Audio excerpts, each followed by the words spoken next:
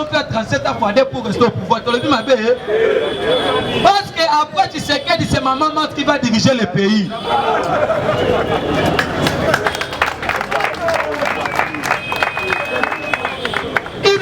Viva. Maman Marthe maîtrise la politique mieux que Kabila. Quand maman Marthe a commencé la politique, Kabila était dans la brousse en train de porter les bottes en caoutchouc. C'est pour la première fois que on a démarré ça va botter dans boca différent. Moi je connais Wabo, na Manono. Mais Zoé a le pas qu'on s'est négligé. À l'époque, papa Étienne Tshisekedi Ouamoulou m'a donné mémoire qui est notre mentor politique. Bah tout n'est que son en France 24. Balobi, nous sommes en train de voir le cadre. Les cofondateurs, il y a UDPS, on va départ. Quel est l'avenir de l'UDPS? Papa Tshisekedi Alobaboye, l'avenir de l'UDPS appartient ni au père fondateur que nous sommes, ni au cadre, mais à l'avenir de l'UDPS appartient aux parlementaires de Bouké Poussette. Bon, quand il est allé à l'Est de la République, il n'a jamais porté les fichiers du chef de l'État, il n'a jamais voire même condamné. Mais quand même, il nous demande de faire un dialogue avec les M23. Je vous dis que tous ces conglomérats de aventuriers, parce que mon continent est clair, il met en garde tous les traîtres, civils et militaires, ils vont subir à la rigueur de la loi. IDPS viva. Il y a un moment, Kabila a séjourné à la Lubumbashi. Kabila a initié ma consultation. Dans ma consultation, nous avons justifié la présence de Yaobé Minakou et puis Albert Yuma. Kabila Bangiba Bimisa, candidat commun à Bango, soi-disant opposant. Nous sommes devant une opposition faible. Nous sommes devant les politiciens. Nous sommes devant les vagabonds politiques, les assoiffés politiques et puis les affamés politiques comme Martin Fayoulou. Je vous dis que non, il n'y a pas l'opposition. Papa Tshisekedi Alobaki, les jours où l'UDPS accédera au pouvoir, on ne parlera plus jamais de l'opposition. Martin Fayoulou fait l'école buissonnière de l'opposition. Cela veut dire quoi? Quelques matières, il y a opposition, ils allaient échapper. Il y a un épisode de l'Obiboye, combattant, dans la liste du colon, dans la derrière, FRDC Nabiso. Nous avons une armée puissante en Afrique et puis au monde. Le Rwanda c'est un tout petit pays. Parce qu'à l'époque, Kagame a dit si la guerre, il faut le faire dans la République démocratique du Congo. Si je vous dis ceci, tant qu'il y a encore l'insécurité, on ne parlera plus jamais des élections. Et puis on a bénéfique dans Bisso, pour tout dans le pouvoir. Je vous remercie. Comme les gens de Dieu maniré. Il n'a pas se vivre. Le tout premier président qui est reconnu de son père, de sa mère, de sa famille politique biologique. C'est l'UDPS et puis Félix Tshisekedi Tshilombo. Moïse Katumbi, né d'un père grec juif d'une mère rwandaise, il s'est marié avec une burundaise. Ses enfants, ce sont des députés en Italie. Mais il veut devenir président de la République. Martin Fayoulou, fut un Sénégalais, il vendait des cafés à l'époque dans la commune à Kini. Aujourd'hui, il a une femme camerounaise, mais il veut devenir un chef de l'État. Je vous dis que Vital Kamerhe, il était le représentant Betida Burundais à l'époque où l'Ofanum Lelo. Il est pas vivant. Parce qu'à l'époque, il y a authenticité. Parce qu'on dit que à l'époque, il y a Mobutu. Donc, quand on dit il faut que la route de Banda ou Awa. Vital Kamerhe, c'est un traître, restera toujours un traître. Comment Kamerhe peut nous dire de négocier avec les M20? On va comprendre que non, Mokondi Amboka, Akosala Makambo, même les prédécesseurs, Batikala Kosala Yambote. Yamamoni, le rôle d'un parti politique, c'est de conquérir le pouvoir, de les exercer et puis de les conserver le plus longtemps possible. L'IDPS a l'histoire de l'ANT en Afrique, précisément au Congo. On ne joue pas avec le pouvoir. Le pouvoir, ça se mérite, le pouvoir, ça s'arrache. Parce que c'est pouvoir, les secteurs. On a de tous les pays dans le secteur économique, on a de tous les pays dans le secteur financier, on a de tous les pays dans le secteur sécuritaire. C'est pour cela que vous devriez savoir aujourd'hui, même les renouvellements de la classe politique s'imposent dans ces pays. Parce que tout ça na ébélé à ma opposé politique. Bateau le lobe anima ko il n'est pas vivant. Il n'est pas vivant. Il y a un combattant doit savoir comme l'option diplomatique est mise en place, mais cela ne veut pas dire que le chef de l'État doit baisser les bras. Parce que il y a encore quelques ennemis au sein de l'armée aujourd'hui, même des Congolais, qui ne veulent pas que la paix est à l'est de la République. C'est ça que moi je vous dis que non, Kabila c'est une personne à prendre dans ce pays. Parce que l'insécurité totale que nous avons aujourd'hui, ça n'a été laissé par Joseph Kabila à la République. Succès, le chef de l'État aujourd'hui est déterminé, même sur le plan à forme, même sur le plan à fond, d'attaquer les Rwandais. IDP c'est vivant. Yango Mokonzi Mboka abengi bato nyonso na unité nationale, abengi bato nyonso na solidarité. Toter ba divergence politique na biso. Totika makambo ya opposition majorité société civile pour attaquer maintenant l'ennemi. Général la brigade commandée à 29e région militaire. Kabila yebe. Kisati wewe, le chef d'état-major. Alors qu'à l'époque, il était le numéro 1 de la garde républicaine. Alors que si j'avais le pouvoir au sein de l'armée, j'allais déjà envahir le Rwanda. Mais aujourd'hui, le général Sikoshi Tambwa, lobby à Kitaki na Goma. C'est pour dire que non, les jours, il y a 1-23 sont à côté. Je vous dis que non, nous n'allons pas, que non, si tu ne quittes pas le pouvoir, moi et mes troupes, nous vous donnons 45 jours, nous allons vous faire partir. Il a été arrêté en Tanzanie, extradé ici à Kinshasa. Mais le président Tshisekedi, à l'époque, c'est le tout premier opposant militaire de Joseph Kabila. Jean Tsipa Mauti na RCD Goma. Toké na 1+4 na mixage à côté na FARDC. A commis colonel, c'est le tout premier militaire opposant congolais. Et Outi et pas Mokonzi Mboka te. Ba 1-23 ba sali déclaration.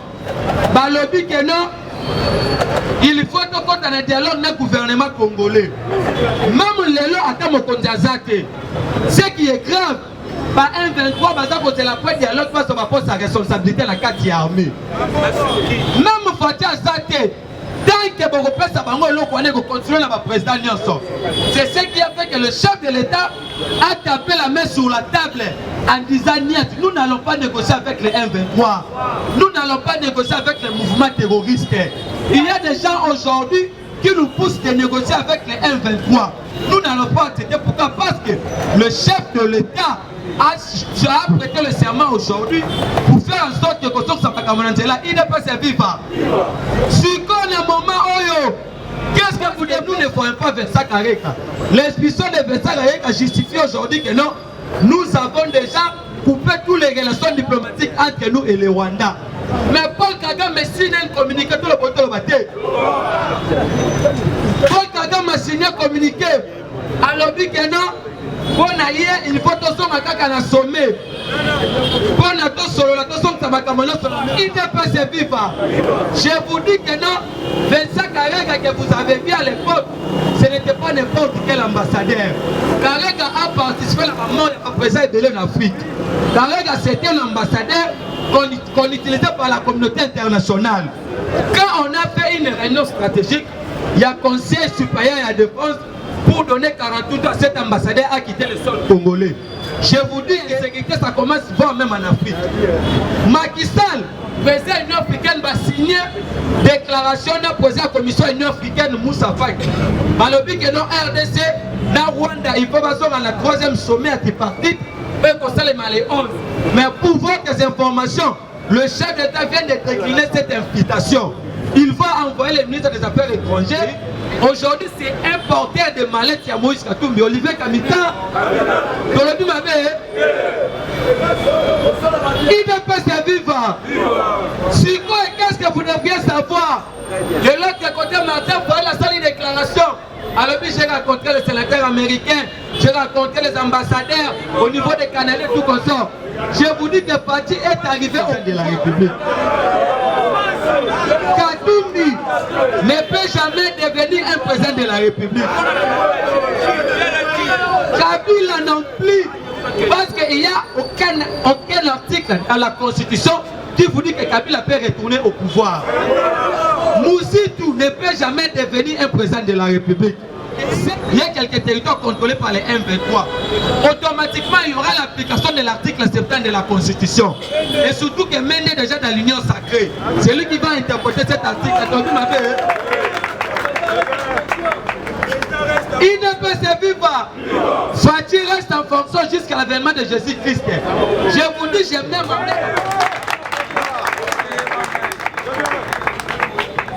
il ne peut se vivre. Ceux qui n'ont droit, il n'y a pas les lois ont recouru dans la jurisprudence. En 2016, on l'a vu, il fallait qu'organiser les élections en 2016. Kabila nous a amené jusqu'en 2018. Ça peut arriver en 2023. Il y a l'ambassade des États-Unis à Congo qui a fait une déclaration hier autour de votre baptême. Tombo le Boko Garaba a sali déclaration le Biboye. Dans un poste, il y a la République démocratique du Congo à la qui s'habille en matériel ou la somme en Russie. C'est ce qui a justifié Poutine a fait une déclaration en disant que non, nous sommes prêts pour soutenir la République démocratique du Congo dans ma cambotelle insécurité à l'est de la République. Bon, il y a récemment que le gouvernement congolais a acheté 7 mois parce que nous allons décortiquer les discours qu'a tenu le chef de l'État hier par rapport à la situation sécuritaire à l'est de la République. Il peut se vivre. Bon, il va un bon makasi. Comment on a pas voté? Oh, il y a un syndicat. Là, il y a un syndicat pembeni. Là, il y a un munduki. Où n'a pas d'habitude à y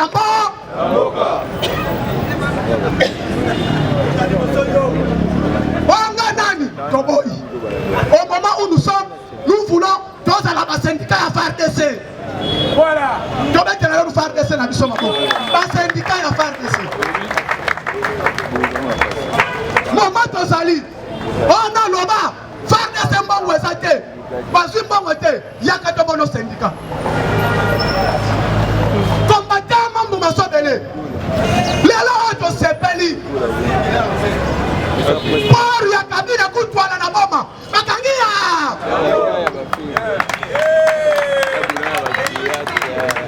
Il passe viva.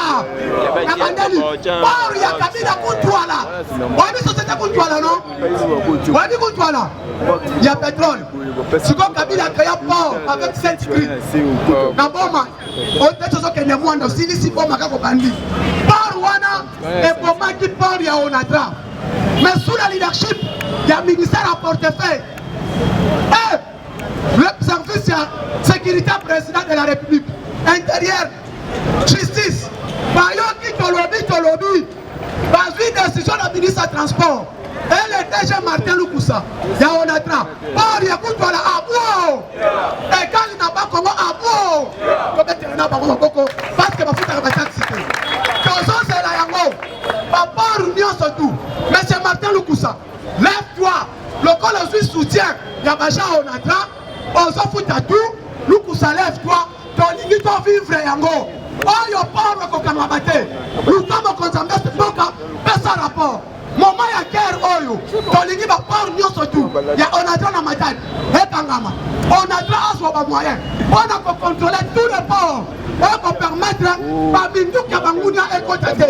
Le voilà, le nouveau directeur général a joué monopole et nous demandons pas confirmer comme titulaire Aza AI. Pourquoi Kokota naye tous les ports fictifs. Dans le moment de Zoé Bissabino, nous pour ça est recherché par les services secrets d'ancien régime pour Babomae. Oui, mais comme il y a pourquoi a dénoncé tous les ports il y a des dinosaures et ancien régime.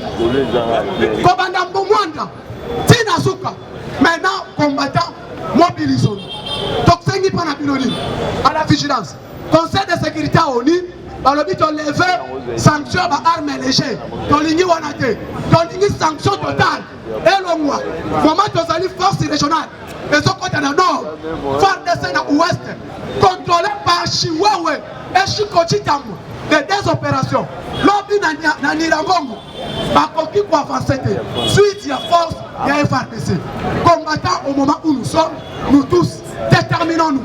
Dans un lobaboy, M. Nicolas Kazak, qui m'a dit Wana, oh, ils ont un cabinet na yo, Tolingi a voté, pas détournement, Tolingi.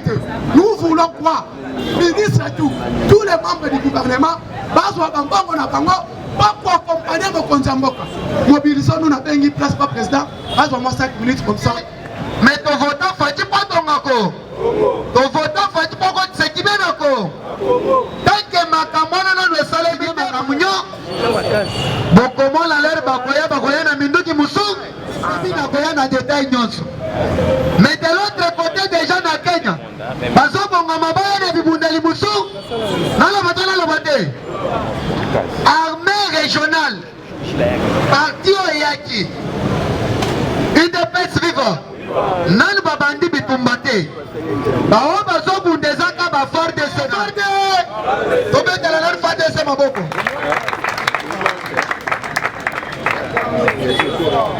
Mekonangai politique eza ya UDPS wanga totikali bate nala batala la bate banani bapesaka pouvoir c'est le peuple ko boeto boete Fayulu auti kosala campagne liba asala échec nanu mune parce que groupe ya bato bayambaka ye babokecho niveau ya Europe balobi Fayulu oza etra nala batala la bate balobi Fayulu oza etra ndenge nini bitumba eza na Congo yo ozosala bacampagne ozosenga bato mbongwana ezokende wo tomolobokokanga base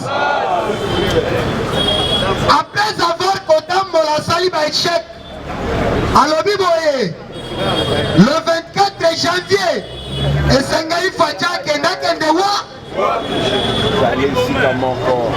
yo nde esengeli oke UDPS viva yo Fayulu nde okoke parce que oza congolais Fayulu ofongola munoko olobake bato bazo agrese biso baza barwa boyeto boyete asaloba yango alobi le 24 fatakende wa alobi boye nauti kokutana na basénateur baeli ya États-Unis d'Amérique na badepute ya Canada. Est-ce que bango batopesa ya pouvoir na Congo? Bango batopesa ya pouvoir na Congo?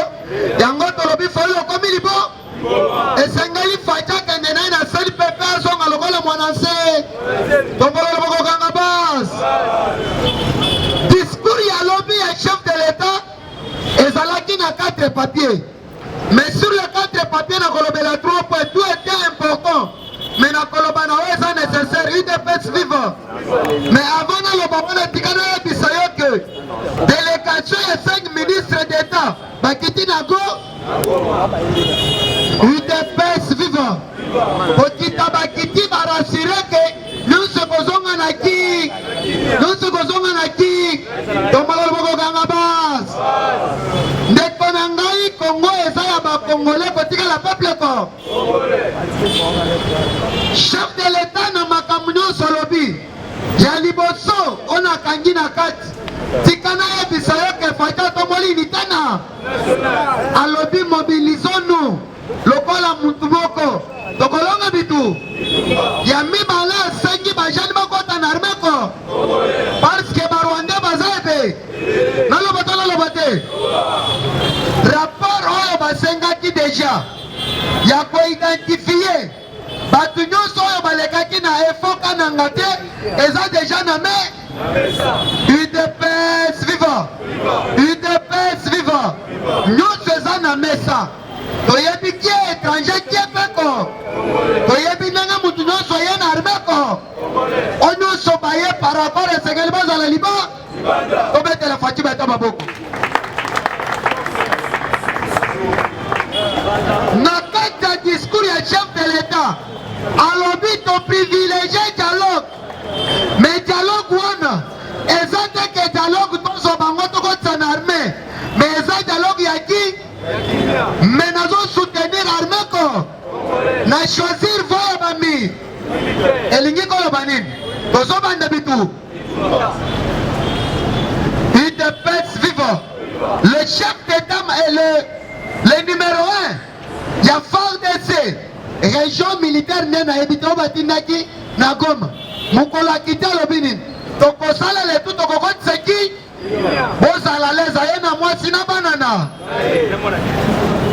me okomona mutu mosusu avandi azokangisa soki ndenge ndenge bozololoba te UDPS viva UDPS viva ndeko bakosa bino te ke toteki mboka bakosa bino te ke tokoteka mbo